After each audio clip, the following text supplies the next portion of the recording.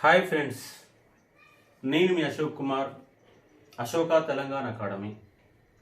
Municipal act 2019 municipal ఉద్యోగాల నేపథ్యంలో second పేపర్లో ఒక 8-9 అంశాలు ఉంటే దానిలో భాగంగా ప్రధానమైన అంశం మున్సిపల్ యాక్ట్ 2019. దీనిపైన ఆల్రెడీ 2 వీడియోలలో మనం ఎలా చదవాలి, దాంట్లో బేసిక్స్ ఆఫ్ కాన్సెప్ట్ ఏంటి అన్న 2 వీడియోలు లాస్ట్ క్లాసులలో చేయడం జరిగింది. ఈ వీడియోలో మన సెక్షన్ల ప్రకారం ఈ సబ్జెక్టుని చూసే ఒక ప్రయత్నం చేద్దాం. మరి ఎగ్జామ్లో 301 సెక్షన్ల వారీగా మనం గుర్తుపెట్టుకోవాలంటే అవసరం లేదు, కానీ కొన్ని సెక్షన్లు మాత్రం చాలా ఇంపార్టెంటే. ఇక్కడ వాటి గురించి మనం బేసిక్ ఆఫ్ అవగాహన ఉండాలి. కాబట్టి మినిమంగా 301 సెక్షన్లు ఉంటే ఒక 40-50 సెక్షన్లన్నా ఆ సెక్షన్లతో సహా గుర్తుపెట్టుకోవాలి. షార్ట్ ఫామ్లో గుర్తుపెట్టుకోవాలి. మొత్తం గుర్తుపెట్టుకోకుండా ఒక 50 సెక్షన్ల వరకు ఒక షార్ట్ ఫామ్లో గుర్తుపెట్టుకుంటే మనకు ఒక 2-3 మార్కులు వచ్చే అవకాశం ఉంది.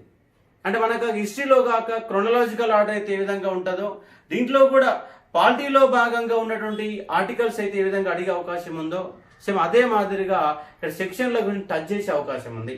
గతంలో 2014 రాష్ట్ర పునర్వ్యవస్థీకరణ చట్టం అని చెప్పేసి మనము మూమెంట్ క్లాసు చదివాం. 2014 రాష్ట్ర పునర్వ్యవస్థ చట్టం, ఆంధ్రప్రదేశ్ రాష్ట్ర పునర్ చట్టం చదివాం. దాంట్లో ఒక 3-4 సార్లు మాత్రం ఒక్కొక్క క్వశ్చన్ అడిగారు. ఏది ఈ పలానా సెక్షన్ ఏం చెప్తుంది, లేదా పలానా అంశాల గురించి వివరించే సెక్షన్ ఏమిటి అని క్వశ్చన్ అడిగే సందర్భాలు ఉన్నాయి. కాబట్టి 301 సెక్షన్లని వర్షంబడి గుర్తుపెట్టుకోకపోయినా కొంత అవగాహన మాత్రం మీకు కంపల్సరీగా అవసరం. అయితే ఇక్కడ మనకు చాప్టర్లని షెడ్యూల్స్ మాత్రం మస్ట్గా గుర్తుపెట్టుకోవాలి. ఏ చాప్టర్లో ఏముంది, ఏ షెడ్యూల్లో ఏముందన్న అంశాలు మనకు ఉండాలి. కాబట్టి మున్సిపల్ చట్టం 2019 మీ పుస్తకాలలో చూస్తే ఒక 150-160 పేజీల వరకు కనబడుతుంది. దాన్ని మనం షార్ట్ ఫామ్లో ఈజీ మెథడ్లో చూసుకోవాలి. దాంట్లో 7 చాప్టర్లు, 4 షెడ్యూళ్ళు, 301 సెక్షన్లు ఉన్నాయి. కాబట్టి ముందుగాల మీరు ఈ యొక్క 7 చాప్టర్లు మాత్రం కంపల్సరీగా బట్టి పెట్టిన మాదిరిగా గుర్తుపెట్టుకో. వాళ్ళకి బట్టి పెట్టాల్సిన అవసరం ఏమీ లేదు, ఎందుకంటే అవి ఈజీగానే ఉంటాయి. ఒకసారి 7 చాప్టర్స్ చూద్దాం. 7 చాప్టర్స్, 7 చాప్టర్స్ చూడండి. దానిలో 1వ చాప్టర్ ఏమంటుంది, మున్సిపాలిటీ యాక్ట్ అంటే ఏంది, అర్థము అంటుంది, నిర్వచనము అంటుంది, అర్థము అంటుంది, నిర్వచనం అంటుంది. కాబట్టి దీనికి అర్థం చూస్తాం. నిర్వచనాలు 108 నిర్వచనాలు ఉంటే 108 నిర్వచనాలు కాకుండా ఒక 5-6 ముఖ్యమైన నిర్వచనాల గురించి చూసే ఒక ప్రయత్నం చేద్దాం. కాబట్టి ఇక్కడ 1వ సెక్షన్ మరియు 2వ సెక్షన్ 2 కూడా ఈ చాప్టర్స్ లో ఉన్న అంశాలుగా గుర్తుపెట్టుకోవచ్చు. 2వది పురపాలికల ఏర్పాటు గురించి చెప్తుంది. పురపాలికల ఏర్పాటు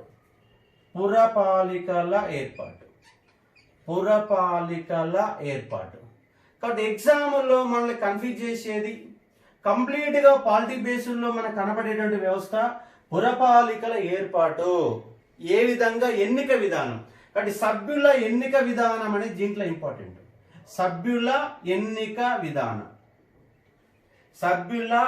విధానం ఉంటది, పురపాలికల ఏర్పాటు గురించి ఉంటది. దాన్ని మన సంరచన అనే పేరుతో కూడా పిలుస్తున్నాం. ఇక్కడ సంరచన అనే పేరుతో కూడా పిలుస్తున్నాం. ఎన్నికల విధానం గురించి వాళ్ళు చేయాల్సిన ఏ విధంగా ఎన్నిక అవుతారా, పురపాలికల దానిలో ఉండే సభ్యులు ఎవరు, ఎవరికి ఓటు హక్కు ఉంటుంది, ఎవరికి ఉండదు, లాంటి కాన్సెప్ట్స్ మొత్తం కూడా దీంట్లో ఉంటాయి. చాలా ఇంపార్టెంట్. పురపాలికల ఏర్పాటు, దానిలో భాగంగా జీతభత్యాలు, సభ్యుల ఎన్నిక విధానం, జీతభత్యాలు ఉంటాయి. జీతభత్యాలు వాళ్ళకి శాలరీస్ కూడా ఎట్లా ఉంటాయనే కాన్సెప్ట్ ఉంది. కాబట్టి మనము ఒక ఎమ్మెల్యే, ఒక ఎంపీని ఊహించుకొని అతనికి ఎన్నిక విధానం ఏమున్నాయి, అర్హతలు కూడా ఏమున్నాయి, అతని అర్హతలు ఏమిటి, తొలగింపు విధానం ఎట్లా, అతను ఏ విధంగా తొలగిస్తారు, తొలగింపు విధానం ఎట్లా, ఎక్స్ అఫీషియోల సభ్యులు ఎవరు, ఎక్స్ అఫీషియో సభ్యులు ఏంటి, ఎవరెవరికి ఓటు హక్కు ఉంటుంది, ఇలాంటి అంశాలు మొత్తం కూడా దీనిలో ఉంటాయి. కాబట్టి రెండవ చాలా ఇంపార్టెంట్. 3 నుంచి 81 సెక్షన్ల వరకు దీంట్లో ఉన్నాయి. 3 నుంచి 81 సెక్షన్ల వరకు ఉన్నాయి. 2వ చాప్టర్ మొత్తంగా based on municipal act. Based on municipal act రెండో చాప్టరే. కాబట్టి అర్థం చేసుకునే ఒక ప్రయత్నం చేయవచ్చు. రిజర్వేషన్లు ఉంటాయి, దీంట్లోనే పదవీ ప్రమాణ స్వీకారాలు కూడా ఉంటాయి. పదవీ ప్రమాణ అంటే ఒక సభ్యుడు ఎట్టి ఎన్నికవుతాడు, అతని పదవీ ప్రమాణం ఏ విధంగా ఉంటుంది, అతని జీతభత్యాలు ఏమిటి, తొలగింపు ఏమిటి, అతను పాల్గొనే ఒక వ్యవస్థ ఏమిటి, తొలగించే వ్యవస్థ అంటే మొత్తం కూడా దీంట్లో ఉంటాయి. టోటల్ మున్సిపల్ వ్యవస్థకి ఒక ఆధారభూతమైనటువంటి కాన్సెప్ట్ రెండో చాప్టర్గా మీరు గుర్తుపెట్టుకోవాలి. ఇక మూడో చాప్టర్ ఏంటంటే పురపాలనకు ఉన్నటువంటి ఇన్కమ్ సోర్స్, రెవెన్యూ వ్యవస్థ గురించి చెప్తుంది. రెవెన్యూ గురించి చెప్తూ అర్థం చేసుకోవచ్చు. పురపాలక రెవెన్యూ, పురపాలక రెవెన్యూ, రెవెన్యూ అంటే ఇక్కడ ఏంది, ఇక్కడ మనం ప్రధానంగా చూసేది ఆదాయము చూస్తున్నాం. ఎట్లా ఇన్కమ్ సోర్స్ ఏంది, పన్నులు గురించి చూస్తున్నాం, దీంట్లో బడ్జెట్ గురించి చూస్తున్నాం, ఆడిట్ గురించి చూస్తున్నాం, పన్నుల రకాల గురించి చూస్తున్నాం, మున్సిపల్ ఆస్తుల గురించి చూస్తున్నాం, ఇన్కమ్ సోర్స్ జనరేట్ గురించి చూస్తున్నాం. కాబట్టి అర్థం చేసుకునే ఒక ప్రయత్నం చేయవచ్చు. ఇక్కడ 3 నుంచి 81 నుంచి ఉంటే 82 నుంచి 113 వరకు ఇది చెప్తుంది. 82 నుంచి 113 వరకు ఉన్న వ్యవస్థ దీంట్లో బాగా ఉంది కాబట్టి అర్థం చేసుకోండి. ఇక ఫోర్త్ కాన్సెప్ట్ ఏంటంటే పురపాలక చట్టబద్ధమైన పురపాలక విధులు, పురపాలక విధులు బాధ్యతలు నీటి సరఫరా అంటుంది, నీటి సరఫరా అంటుంది. కాబట్టి మున్సిపాలిటీ చేయాల్సిన విధులు బాధ్యతల గురించి ఉంది. దీంట్లో 114 నుంచి 170 వరకు, 114 నుంచి 170 ఒక సెక్షన్ల వరకు ఉంది. సెక్షన్లు ఇలా వర్షం ఏ సెక్షన్ ఏ చాప్టర్ ఏ సెక్షన్ చెప్తుందని అవసరం లేదు. కానీ ఇక్కడ ప్రధానంగా అంశం ఏంటంటే ఒక మున్సిపాలిటీ పౌరులకు కల్పించే సౌకర్యాల గురించి చెప్తుంది. ఒక మున్సిపాలిటీ లేదా కార్పొరేషన్, ఒక మున్సిపాలిటీ లేదా కార్పొరేషన్ ఆ పట్టణంలో ఉన్నటువంటి ఆ పట్టణంలో ఉన్న ప్రజలకు ఏం చేస్తుంది, వాళ్ళకి విధులు ఏమిటి, బాధలు ఏమిటి, నీటి సరఫరా ఏంటి, మురికి నీరు ఏమిటి, పారిశుద్ధం ఏమిటి, దాంతో పాటు రోగాల నొప్పులు వస్తే ఏం చేయాలి, ఒక పురపాలన చేసే విధులు బాధ్యతల గురించి, ఒక వరదలు వస్తే ఏం చేయాలి, ఒక పురపాలన ఒక సంస్థ ఒక గవర్నమెంట్ ఒక పట్టణంలో ఉన్న ప్రజలకు చేసే ఆ విధులు బాధ్యతల గురించి ఏం చేస్తుంది, ఎలాంటి సౌకర్యాలు కల్పిస్తుంది అనేది దీంట్లో ఉంది. ఇక్కడ అర్థం చేసుకోవచ్చు. కాబట్టి చట్టానికి ఎన్నికైన సభ్యులు, ఇక్కడ ఎన్నికైన సభ్యులు ఏం చేస్తారు అనేది 4వ దాంట్లో ఉంది. వీళ్ళు ఎన్నికైతున్నారు, ఎన్నికైన వాళ్ళు ఏం చెయ్యాలా అన్నది చట్టబద్ధమైన పురపాలక విధులు బాధ్యతల్లో మనకు తెలిసిపోతుంది. కాబట్టి మనం రేపు ఎన్నికయ్యేటటువంటి ఒక ఎమ్మెల్యే, చట్టసభలో ఎన్నికైన ఒక ఎమ్మెల్యే ప్రజలకు ఏం చేస్తాడు, ఒక గ్రామ వార్డు సభ్యుడు ప్రజలకు ఏం చేస్తాడు, ఒక సర్పంచి ప్రజలకు ఏం చేస్తాడు, అదే మాదిరిగా మున్సిపల్ చైర్మన్ కానీ, మున్సిపల్ కౌన్సిలర్ కానీ, లేదా కార్పొరేటర్ కానీ, లేదా మేయర్ కానీ, ఉప మేయర్ కానీ, అదే గవర్నమెంట్ అధికారులు కూడా ఎలాంటి బాధ్యతలు చేయాలి, ఏం పని చేస్తారు అనేది ఇక్కడ ఉంటుంది. కాబట్టి చాలా ఇంపార్టెంట్. ఈ చాప్టర్ కనుక చదివితే దానిలో భాగంగానే వార్డు సభ్యుడి యొక్క విధులు బాధ్యతలు కూడా మనకు అర్థమైపోతాయి. విధులు బాధ్యతలు అంటే వార్డు సభ్యుడిగా రేపు చేయబోయే ఉద్యోగంలో మీరేం చేయాలా అన్నది కూడా దీంట్లో బాగా ఉంది కాబట్టి అర్థం చేసుకోవచ్చు. కానీ చట్టబద్ధమైన పురపాలక విధులు బాధ్యతలు నీటి సరఫరా అనే ప్రధానమైన ఒక పదాన్ని ఉపయోగించారు. ఎందుకంటే ఒక గ్రామ పంచాయతీలో కానీ, ఒక పట్టణంలో కానీ ఒక పౌరుడు అనేవాడికి తాగునీళ్లు చాలా చాలా అవసరము. కాబట్టి దాని యొక్క బాధ్యతలు విధానాలు కూడా దీంట్లో ఉన్న అంశాన్ని ఎగ్జాంపుల్ అర్థం చేసుకోవచ్చు. 114 నుంచి 170 వరకు దీంట్లో ఉన్న అంశాన్ని అర్థం చేసుకోవాలి. నెక్స్ట్ ఏంటంటే పట్టణ ప్రణాళిక. 5వ అంశం ఏంటంటే పట్టణ ప్రణాళిక. కాబట్టి ఒక మున్సిపాలిటీకి స్వచ్ఛత అవార్డు వచ్చింది, హైదరాబాద్ కార్పొరేషన్ స్వచ్ఛత అవార్డు వచ్చింది.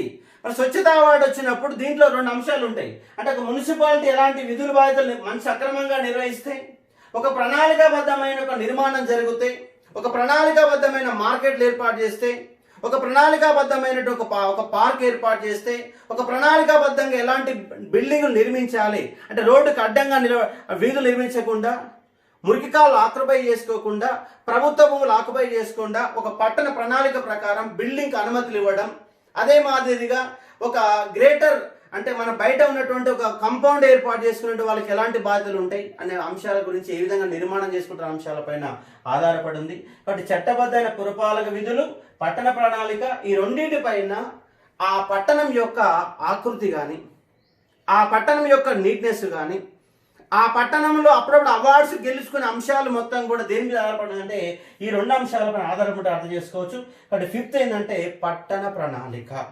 మరి పట్టణ ప్రణాళిక గురించి చెప్పేటువంటి ఆర్టికల్స్ ఏంటంటే 171 నుంచి 193 వరకు ఉన్నాయి. 170 193 వరకు ఉన్నాయి అంశాలు తీసుకోవచ్చు.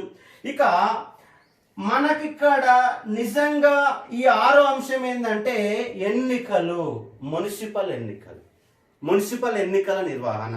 కాబట్టి ఎన్నికల కమిషన్. కాబట్టి గ్రామ పంచాయతీ కానీ మున్సిపాలిటీలకు కానీ ఎన్నికలు ఎవరు నిర్వహిస్తారంటే రాష్ట్ర ఎన్నికల కమిషన్, కేంద్ర ఎన్నికల కమిషన్ కాదు. కేంద్ర ఎన్నికల కమిషన్ ఎవరికి నియమిస్తుంది? ఒక ఎమ్మెల్యేలకు, ఒక ఎంపీలకు, ఒక రాజ్యసభ్యులకు, ఒక శాసన మండలిలకు, అంటే కేంద్ర స్థాయిలో నిర్వహించే ఒక రాష్ట్రాలకు ఎన్నికలు నిర్వహించడం, పార్లమెంట్కి ఎన్నికలు నిర్వహించడం కేంద్ర ఎన్నికల కమిషన్ ఉంటే, ఇక్కడ స్థానికంగా ఎన్నికల ఎలక్ట్రానిక్ వ్యవస్థ ఎట్లా ఉంది, బూత్ అంటే ఏంది, రిటర్నింగ్ అధికారం ఏమిటి, ఎన్నికల నిర్వహణ ఎట్లా ఉంటుంది, దానితో పాటు ఓటర్ గుర్తింపు కార్డులు ఏమిటి, ఎన్నికల గుర్తులు ఏమిటి, టోటల్గా ఒక వ్యవస్థనే క్రియేట్ చేశారు. మరి ఇక్కడ దీని గురించి కూడా చాలా క్రియాశీలం చదవాలి. ఈ చదివేటప్పుడు మీరేం చేయాలంటే కేంద్ర ఎన్నికల కమిషన్ ఆర్టికల్ 324 నుంచి 27 వరకు ఎట్లాంటి వ్యవస్థ ఉందో ఆ ఆర్టికల్స్ మొత్తం చదివి ఈ చాప్టర్ కనుక చదివితే మనకి ఈజీ అవుతుంది, అర్థం చేసుకోవచ్చు. కాబట్టి రాష్ట్ర ఎన్నికల కమిషన్ గురించి దీంట్లో ఉంది 6వ అంశం. రాష్ట్ర ఎన్నికల కమిషన్ మరియు ఎన్నికల నిర్వహణ. కాబట్టి కేంద్ర ఎన్నికల కమిషన్ వ్యవస్థను ఒక్కసారి మీరు చూసి ఈ చాప్టర్ని చదవాలి. ఇక్కడ 194 నుంచి 237 వరకు ఇక్కడ నుండి ఆర్టికల్స్ గా మీరు అవగాహన చేసుకునే ఒక ప్రయత్నం చేయవచ్చు. ఇక 7th ఏం లేదు, ఇక్కడ ప్రత్యేకంగా ఈ అన్ని అంశాలలో మిగిలిపోయిన అంశాలు మొత్తం కానీ కొత్త అంశాలు కానీ దీంట్లో చేశారు. అందుకే దీని ఏమనంటే అనుబంధ శాసనం అన్నారు, నియమాలు అన్నారు, ఉపవిధులు అన్నారు, అనుబంధ శాసనము, ఉపవిధులు లాంటి పదాలు ఉపయోగించారు. ఇక్కడ మనకు 238 నుంచి 301 సెక్షన్ల వరకు దీంట్లో చెప్పిన అంశాన్ని అవగాహన చేసుకునే ఒక ప్రయత్నం చేయవచ్చు. కాబట్టి కాన్సెప్ట్ బేస్లో గుర్తుపెట్టుకోండి.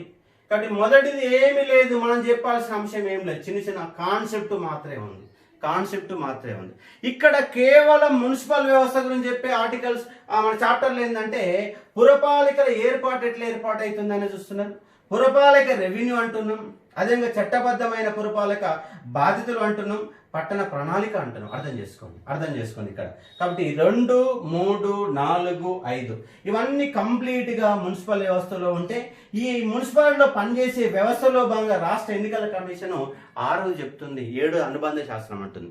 6 రాష్ట్ర ఎన్నికల కమిషన్, 7 అనుబంధ శాసనం, 1 నిర్వచనం. ఈ 3 పక్కన పెడితే ఏంటి, మొట్టమొదటి అర్ధ నిర్వచనం ఒకటి ఉంది, ఇక్కడ ఒరిగాల్సిన అవసరం లేదు, సింప్లిఫై ఈజీ అవుతుంది. ఇంకోటి 6వది ఏంటి, రాష్ట్ర ఎన్నికల కమిషన్ అంటారు, 7 అనుబంధ శాసనం అంటారు, మధ్యలో 3 పోతే 4 ఉన్నాయి. 4ట్లో 2వది మున్సిపాలిటీల ఏర్పాటు, వార్డు సభ్యుల ఎన్నిక, చైర్మన్ ఎన్నిక, ఉప చైర్మన్ ఎన్నిక, అధికారుల యొక్క నియామకం, కమిషనర్ ఎవరు, కలెక్టర్ ఎవరు, ఎట్లా ఏర్పాటు, మున్సిపల్ అనే యొక్క సమీకృతం ఎట్లా ఏర్పాటు చేయబడుతుంది అన్న దాంట్లో రెండో దాంట్లో ఉంటే 3వ దాంట్లో ఇన్కమ్ సోర్స్ ఏంటంటుంది, 4వది ఏంటంటే బాధ్యతలు అంటుంది, 5వది ఏంటంటే పట్టణ ప్రణాళిక అంటుంది. మళ్ళీ చూడండి, 2వది మున్సిపాలిటీల ఏర్పాటు ఎన్నిక విధానం ఉంటుంది రెండో దాంట్లో. 3వ దాంట్లో ఏంటి, రెవెన్యూ ఇన్కమ్ సోర్స్ గురించి ఉంది, ఇన్కమ్ సోర్స్ ఎట్లా డబ్బులు ఎట్లా వస్తున్నాయి, 4 ఎట్లా ఖర్చు పెట్టాలి, 3వది వచ్చేదంతా పోయేది, 4వది ఏంటంటే పోయేదంటే విధుల బాధ్యతలు కరెక్ట్ నిర్వహించినప్పుడే మున్సిపల్ బడ్జెట్ ని సక్రమంగా వినియోగించుకుంటాం. కాబట్టి 3వ దాని కంటిన్యూషన్ 4వది. 5వది ఏంది, పట్టణ ప్రణాళిక ఏ విధంగా నిర్మించబడే అంశాల గురించి 5వ చెప్తుంది. 6వ రాష్ట్ర ఎన్నికల కమిషన్, 7వది అనుబంధ శాస్త్రం, మొట్టమొదటిది అర్థం నిర్వచనం. మళ్ళీ ఒకసారి చూడండి, మొట్టమొదటిది అర్థం నిర్వచనం,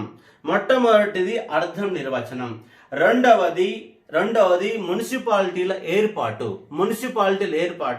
దానితో పాటు సభ్యులు ఎవరు, దాంట్లో ఉండే సభ్యులు ఎవరు, వాళ్ళకున్న అర్హతలు ఏమిటి, ఎన్నిక విధానం ఎట్లా, తొలగింపు ఎట్లా, మున్సిపాలిటీ ఎట్లా ఏర్పడుతుంది అంటే ఒక పరిపాలనా వ్యవస్థ కావాల్సినటువంటి వ్యవస్థను మనం సమకూర్చుకోవడమే మున్సిపాలిటీని ఏర్పాటు చేసుకోవడం, దానికి ఎన్నికైన సభ్యులను పెట్టుకోవడం, పరిపాలనా వ్యవస్థను ఏర్పాటు చేసుకోవడం. ఒక మున్సిపాలిటీలో ప్రభుత్వ పరిపాలన ఎట్లా ఏర్పడతా అనేది రెండో దాంట్లో ఉంది, ఏర్పడింది. మరి ఏర్పడిన తర్వాత మరి ఇన్కమ్ సోర్స్ కావాలి, డబ్బులు ఎట్లా ఖర్చు పెట్టాలి, ఎట్లా వస్తే ఇన్కమ్ సోర్స్ ఏంది అనేదాన్ని మూడోది రెవెన్యూ. ఈ రెవెన్యూ అంటే ఆదాయం, ఇన్కమ్ సోర్స్ మూడోది. చేసుకున్నాం, ఇన్కమ్ తెచ్చుకున్న తర్వాత ఈ రెండిట్లో ఎన్నికైనటువంటి వాళ్ళందరూ కలిసి విధులు చేయాలి, బాధ్యత నిర్వహించాలి, ప్రజల సౌకర్యాలు కల్పించాలి.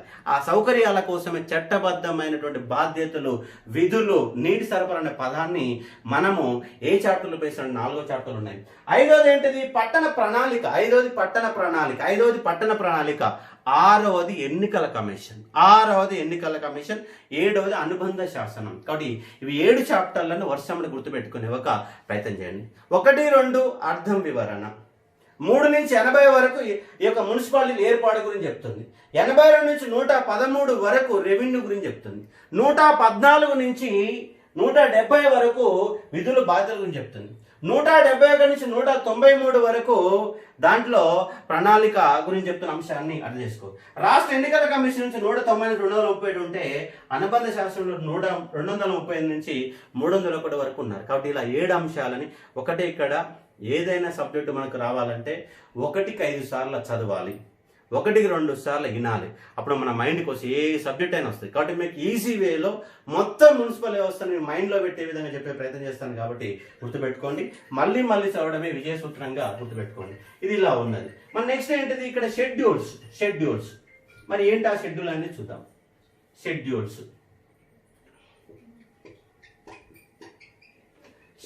అంటున్నాం. మరి ఏంటి ఆ షెడ్యూల్? 1 పురపాలికలు అంటున్నాం. ఎన్నున్న పురపాలికలు? 128 పురపాలికల వ్యవస్థ ఏర్పాటు గురించి మొట్టమొదటి షెడ్యూల్ చెప్తుంది. మొత్తంగా రాష్ట్రంలో 128. తెలంగాణ రాష్ట్రం వచ్చిన తర్వాత నగర పంచాయతీలు మొత్తం మున్సిపాలిటీ చేశారు, మేజర్ పంచాయతీలు మొత్తం మున్సిపాలిటీ కలిపారు. కాబట్టి ఇవాళ తెలంగాణ రాష్ట్రంలో ఇవాళ పట్టణ జనాభా దాదాపుగా 38% ఉంది. అదే దేశంలో 31% వరకు మాత్రమే ఉంటే రాష్ట్రంలో 38% ఉంది.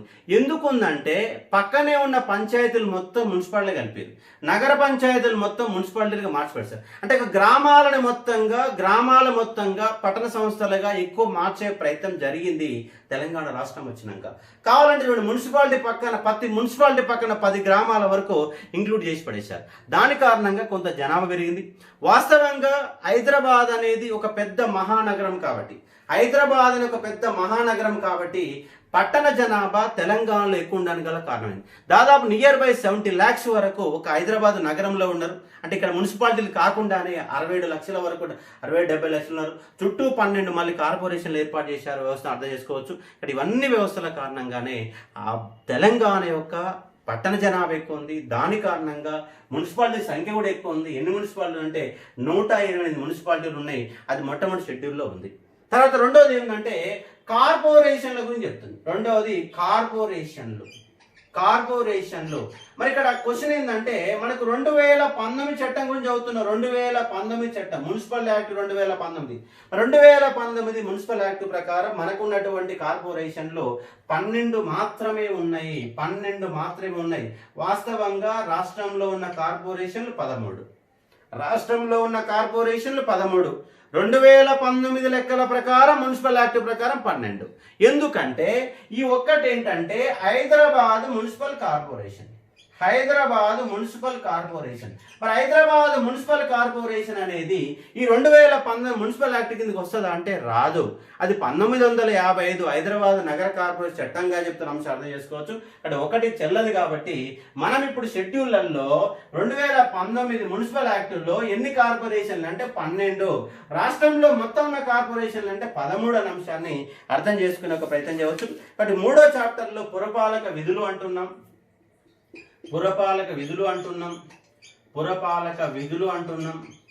కాబట్టి ఇక్కడ 128 ఏమో మున్సిపాలిటీలు, 13 ఏమో కార్పొరేషన్లు, మొత్తం కలిపితే 141, ఒకటి మేనేజ్ చేస్తే 140 మాత్రం మున్సిపల్ యాక్ట్ కిందకి వస్తే అర్థం చేసుకోవచ్చు. ఇవన్నీ చేసే పనులని పురపాలక విధులు దీంట్లో ఉన్నాయి. 4వ దాంట్లో సభ్యుల అనర్హతలు ఉన్నాయి. సభ్యుల అనర్హతల గురించి పేర్కొన్నారు. సభ్యుల అనర్హతలు. కాబట్టి మీరు ముందుగా ఒక విద్యార్థిగా, ఒక వార్డు సభ్యుడు ప్రిపేర్ అయ్యే విద్యార్థిగా మీరు మినిమం షెడ్యూల్స్ అనేవి మన మైండ్లో ఉండాలి. దాంతోపాటు చాప్టర్లు అనేవి కూడా మన మైండ్లో ఉండాలి. కాబట్టి మొట్టమొదటిది అర్థం నిర్వచనం అంటున్నాం. రెండవది మున్సిపాలిటీల ఏర్పాటు సంరచన అంటున్నాం. 3వ దాంట్లో రెవెన్యూ గురించి చెప్తున్నాం, ఇన్కమ్ సోర్స్ చెప్తున్నాం. 4వ దాంట్లో విధులు బాధ్యతలు నీటి సరఫరా అంటున్నాం. 5వ దానిలో పట్టణ ప్రణాళిక అంటున్నాం. 6వ దాంట్లో ఎన్నికల కమిషన్ అంటున్నాం. 7వ దానిలో అనుబంధ శాసనంగా చెప్తున్నాం. ఇక్కడికి వస్తే మొట్టమొదటి పురపాలికల ఏర్పాటు గురించి 120 పురపాలికల ఏర్పాటు గురించి, రెండవది మున్సిపల్ కార్పొరేషన్ 12 మున్సిపల్ కార్పొరేషన్ గురించి చెప్తుంది. 3వది పురపాలక విధుల గురించి చెప్తుంది. 4వది సభ్యుల అనర్హత గురించి చెప్తుంది. ఒక 4 షెడ్యూల్లో ఇవి 7 చాప్టర్లు ఇవి గుర్తుపెట్టుకోండి. మొత్తం ఉన్న సెక్షన్లు 301 సెక్షన్లు. ఈ 301 సెక్షన్ల గురించి మనం చదవాల్సిందే, సబ్జెక్టు మొత్తం నేర్చుకోవాల్సిందే. అయితే ఇక్కడ సెక్షన్ల నెంబర్ల ప్రకారం మాత్రము ఒక 40-50 సెక్షన్ల గురించి మనం గుర్తుపెట్టుకునే విధంగా చెప్పే ప్రయత్నం చేద్దాం. సపరేట్గా మీరు ఇది సపరేట్గా గుర్తుపెట్టుకోవాలనే పదం చెప్పకుండానే మీకు ఆ కాన్సెప్ట్ మొత్తం కూడా మీ మైండ్లో వచ్చే ఒక బాధ్యత గురించి అర్థం చేసుకునే ఒక ప్రయత్నం చేద్దాం. ఇది ఉన్నటువంటి చాప్టర్స్ మరియు షెడ్యూల్స్. ఇప్పుడు మీకు ఇంత పొడుగు రాసినాం, దీన్ని మీరు భయపడతారు. ఇప్పుడు మళ్ళీ ఎట్లా గుర్తుపెట్టుకోవాలంటే మళ్ళీ కన్ఫ్యూజ్ అవుతారు. కన్ఫ్యూజ్ కాకుండా ఏం చేయాలి అనేది ఇప్పుడు చెప్తాను చూడండి. కన్ఫ్యూజ్ కాకుండా గుర్తుపెట్టు, ఎందుకంటే ఇవి ఏ చాప్టర్లో ఏముంది అనేది మస్ట్ ఇంపార్టెంట్. చాప్టర్ నెంబర్తో సహా ఇక్కడ మీరు గుర్తుపెట్టుకునే ఒక ప్రయత్నం చేయాలి. బట్ ఇంత పొడుగు కాకుండా సింప్లిఫై చేసుకొని గుర్తుపెట్టుకోండి. ఫస్ట్ ఆఫ్ ఆల్ సింప్లిఫై చేసుకోండి. ఏంటా సింప్లిఫై? చాప్టర్స్. ఇక్కడ షెడ్యూల్స్. ఇప్పుడు చూడండి, సింపుల్ చేద్దాం. 1 అర్థం నిర్వచనం. 2 మున్సిపాలిటీల ఏర్పాటు.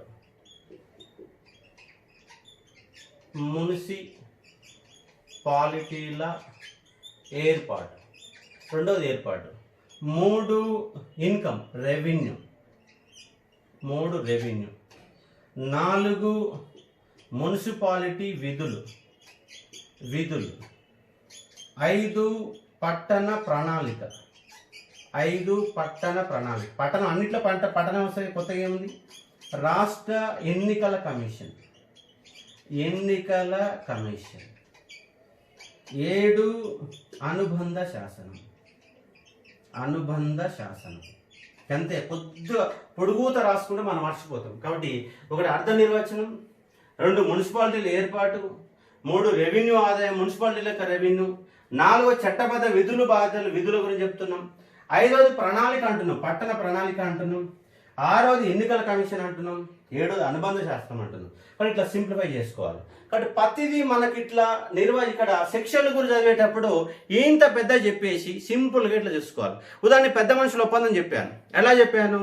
మొట్టమొదటిది మిగులు విధులు అన్నాను. రెండవది ఏమన్నాం? మద్యపానం అన్నాం. 3వది ఏమన్నాం? ఉద్యోగ సౌకర్యాలు అన్నాం. 4, 5 ఏమన్నాం?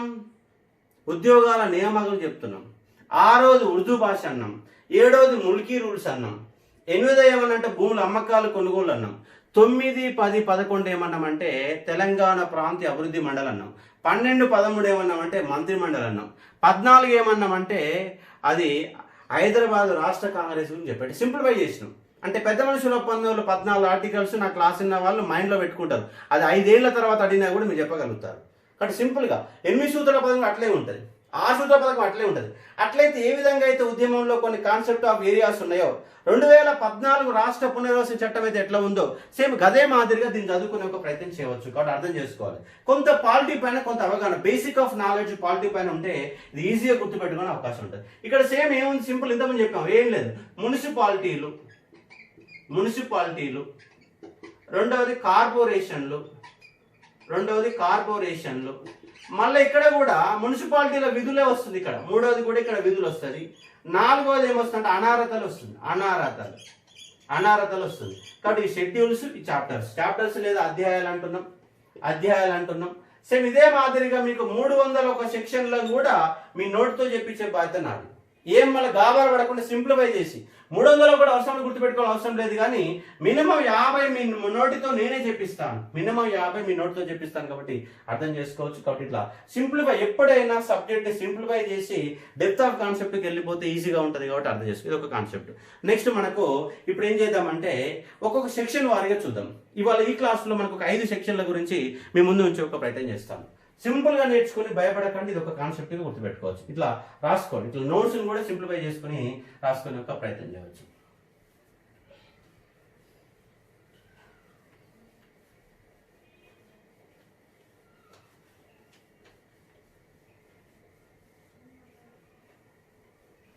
అర్థం, నిర్వచనం. రెండవది మున్సిపాలిటీ ఏర్పాటు. మూడవది రెవెన్యూ. నాలుగవది విధులు. ఐదవది ప్రణాళిక. ఆరవది ఎన్నికల కమిషన్. ఏడవది అనుబంధ శాస్త్రం.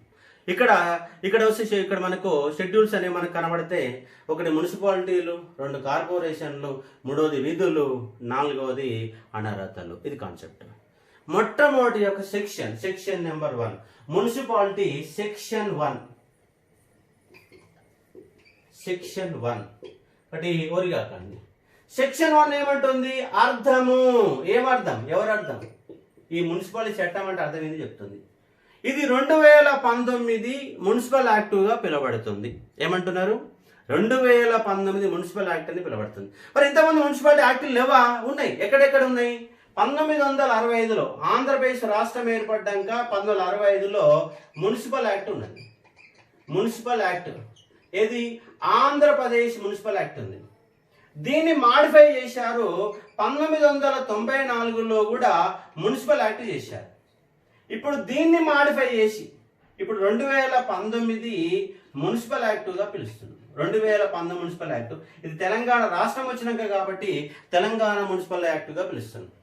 తెలంగాణ రాష్ట్ర మున్సిపల్ యాక్టుగా పిలుస్తున్నాం. కాబట్టి 64, 65, 94, 2019. కాబట్టి ఇక్కడ దీన్ని మార్పు చేసాం. అంటే మారిన పరిస్థితులకు అనుగుణంగా ఇది కరెక్ట్గా పనిచేయలేకపోతుంది, సరిగ్గా బాధ్యత నిర్వహించలేకపోతుంది, కరెక్ట్గా లేదు. మనకంటే ఒక నూతన చట్టం చేసుకుందాం. ప్రభుత్వ భూముల ఆక్రమణ జరుగుతుంది, వార్డు సభ్యులైన సరిగ్గా డ్యూటీ చేయడం లేదు, పట్టణంలో కాలుష్యం పెరిగిపోతుంది, కాలుష్యం పెరిగిపోతే పచ్చదనం తగ్గిపోతుంది. కాబట్టి పచ్చదనం పెంచుకుందాం. వార్డు సభ్యులు అనే వాళ్ళు విధులు బాధ సక్రమంగా నిర్వహించే విధంగా, ఆస్తులు కాపాడుకునే విధంగా, ఇన్కమ్ సోర్స్ పెంచుకునే విధంగా, పౌరులు అనే వాళ్ళకి కనీస సౌకర్యాలు కల్పించే విధంగా ఉండాలంటే ఆ చట్టం సరిగా పనిచేయడం లేదు. 94 చట్టం సరిగా పనిచేయడం లేదు. 2019 చట్టం సక్రమంగా పనిచేస్తుంది. మన రాష్ట్రంలో మన చట్టం ఉండాలని 2019 తెలంగాణ ప్రభుత్వ మున్సిపల్ యాక్ట్ అని అర్థం వివరిస్తుంది.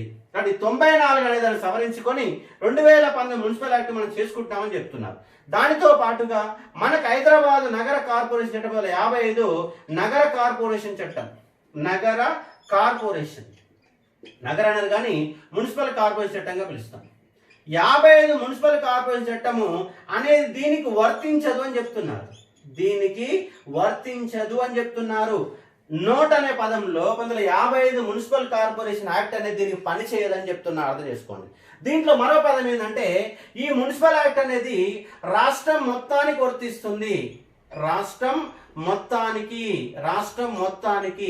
వర్తిస్తుంది అని చెప్తుంది. రాష్ట్రం మొత్తానికట. ఒక 55 చట్టం ప్రకారం హైదరాబాద్ నగర కార్పొరేషన్ మాత్రం పనిచేయదు. 2019 తెలంగాణ మున్సిపల్ యాక్ట్ అనే ఒక అర్థం చెప్తున్నారు. ఇది రాష్ట్రం మొత్తానికి వర్తిస్తుంది. దీనికి మార్పులు చేశాము. అంటే సింపుల్ చెప్పాలి అర్థం ఏంటంటే ఇది 2019 తెలంగాణ మున్సిపల్ యాక్ట్ అని చెప్తుంది. అదొకటి అర్థం చేసుకోండి. ఈ కాన్సెప్ట్ మీరు ఎగ్జామ్ పాయింట్ ఆఫ్ లో గుర్తుపెట్టుకునే ఒక ప్రయత్నం చేయవచ్చు. కాబట్టి ఇది కాన్సెప్ట్. మరి ఎక్కడికి వెళ్ళి తీసుకున్నది దీన్ని అంటే మనము 74వ రాజ్యాంగ సవరణ చట్టం ప్రకారం చేసినాం. 74వ రాజ్యాంగ సవరణ చట్టం. అంటే ఇప్పుడు మన మున్సిపల్ యాక్ట్ అనేది తెలంగాణ ప్రభుత్వానికి, మన తెలంగాణ ప్రభుత్వానికి రాజ్యాంగం ఉందా? లేదు. ఎవరికి రాజ్యాంగం ఉంది? భారత ప్రభుత్వానికి రాజ్యాంగం, తెలంగాణ ప్రభుత్వానికి రాజ్యాంగం లేదు. కాబట్టి భారత ప్రభుత్వం రాజ్యాంగం ప్రకారం 74వ రాజ్యాంగ సవరణ చట్టం ప్రకారం 73వ రాజ్యాంగ సవరణ చట్టం అనేది గ్రామ పంచాయతీ గురించి చెప్తే 74వ రాజ్యాంగ సవరణ చట్టం అనేది మనకున్నది. దీనిలో 9A అనే భాగంలో ఈ చట్టాన్ని పేర్కొన్నారట. దాని ప్రకారం ఈ చట్టం అనేది రూపొందించబడిందని చెప్తుంది. 74వ రాజ్యాంగ సవరణ చట్టం 1993లో అమల్లోకి వచ్చినటువంటి జూన్ 1వ తారీఖున అమల్లోకి వచ్చినటువంటి ఈ యొక్క రాజ్యాంగ సవరణ చట్టం గురించి చెప్తున్న అంశాన్ని అవగాహన చేసుకోవచ్చు. దాని ప్రకారమే 1994 జూన్ 1వ తారీఖు నాడు 94 జూన్ 1వ తారీఖు దాన్ని అమల్లో తీసుకొచ్చిరట. దీనికి సవరించి దీన్ని చేశారని చెప్తున్న అంశాన్ని ఎగ్జాంపుల్ అర్థం చేసుకోవచ్చు. కాబట్టి మనకు పివి నరసింహరావు ప్రభుత్వం వాస్తవంగా 89లోనే ఈ యొక్క స్థానిక సంస్థ చట్టం ప్రవేశపెట్టారు, కానీ అది అమల్లోకి రాలేదు. మళ్ళీ ప్రయత్నం చేశారు, అమల్లోకి కాలేదు.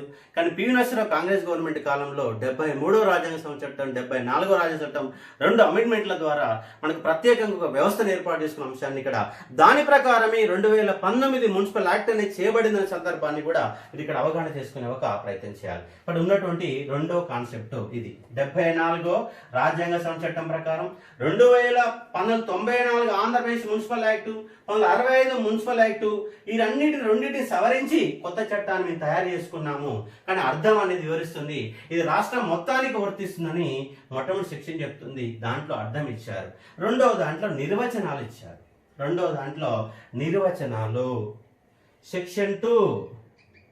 సెక్షన్ 2 ఏమంటుందంటే నిర్వచనాలు అంటున్నారు.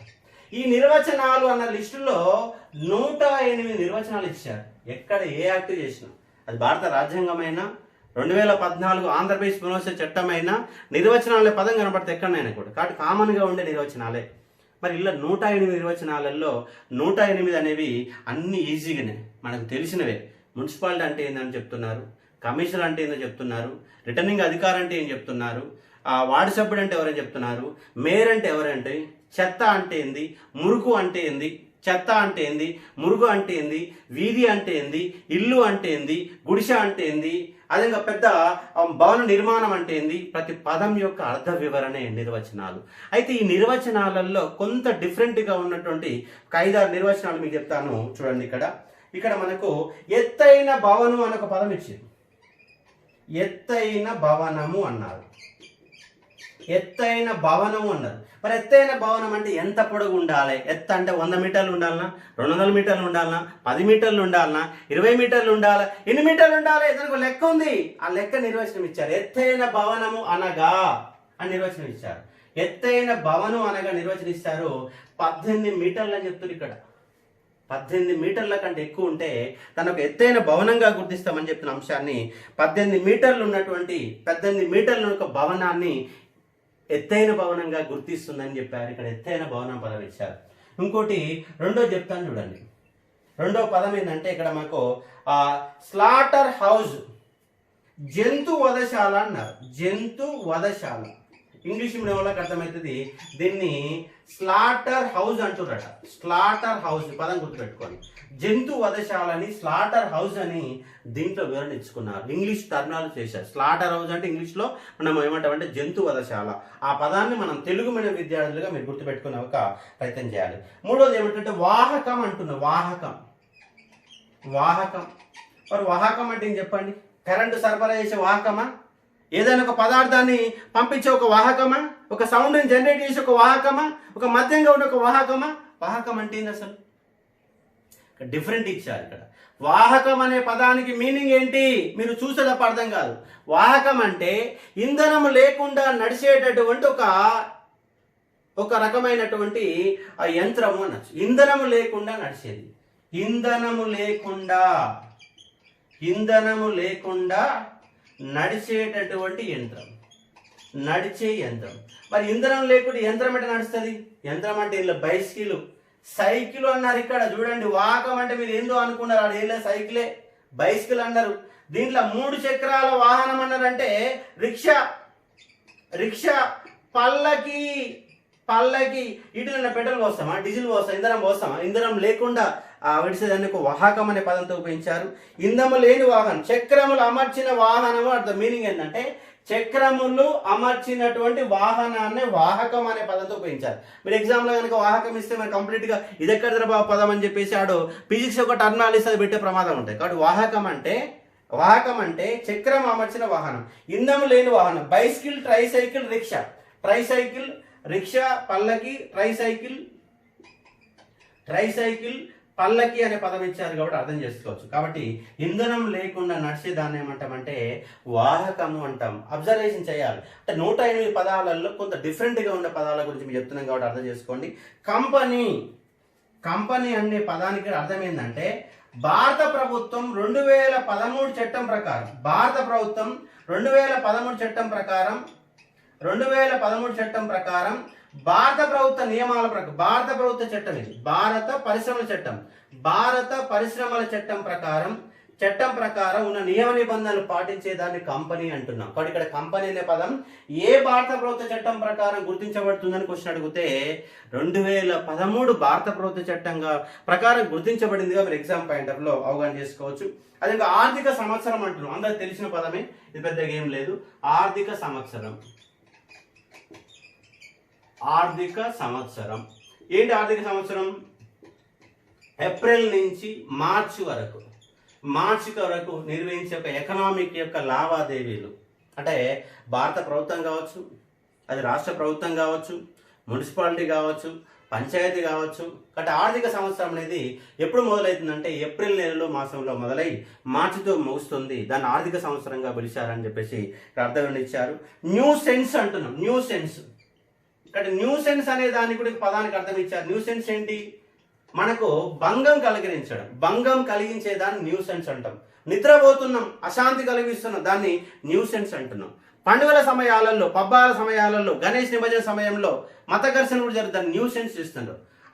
ఆ గణేష్ నిమజ్జనం, గణేష్ విగ్రహాలు పెట్టి పెద్ద సౌండ్ పెడతారు, సౌండ్ పెడితే న్యూ సెన్స్ అంటున్నాం. బయట అల్లర్లు చేస్తుంది, దాన్ని ఏమో న్యూ సెన్స్ అంటున్నాం. న్యూ సెన్స్ అనే పదాన్ని కూడా ఉపయోగించారు. అంటే నిద్రకు భంగం కలిగించడం, అంతరాయం కల్పించడం. అదేవిధంగా కమిషనర్ అనే పదం ఉపయోగించారు. కమిషనర్ ఎవరి కమిషనరు? మున్సిపల్ కమిషనర్ గుర్తుపెట్టుకోండి, మున్సిపల్ కమిషనర్. ఎందుకంటే కమిషనర్లు అనే వాళ్ళు చాలా మంది కమిషనర్లు కనిపిస్తారు. ఓ మున్సిపల్ కమిషనర్ ఉంటాడు, ఎలక్షన్ కమిషనర్ ఉంటాడు, పోలీస్ కమిషనర్ ఉంటాడు, ఎన్నో రకాల కమిషనర్ ఉంటాడు. అయితే దీంట్లో మున్సిపల్ యాక్ట్లో పేర్కొన్న పదం ఏంటంటే మున్సిపల్ కమిషనర్ గుర్తుపెట్టుకోండి. ఇంకోటి ఏంటంటే రిటర్నింగ్ అధికారి.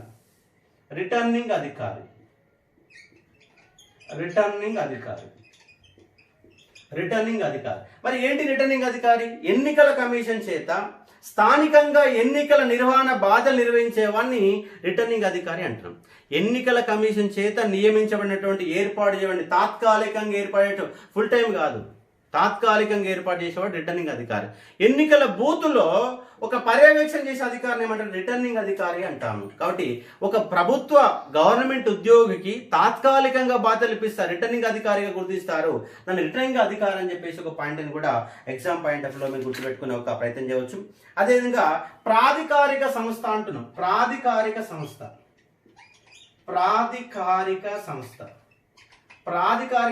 అంటే మున్సిపాలిటీ అని గుర్తుపెట్టుకోండి.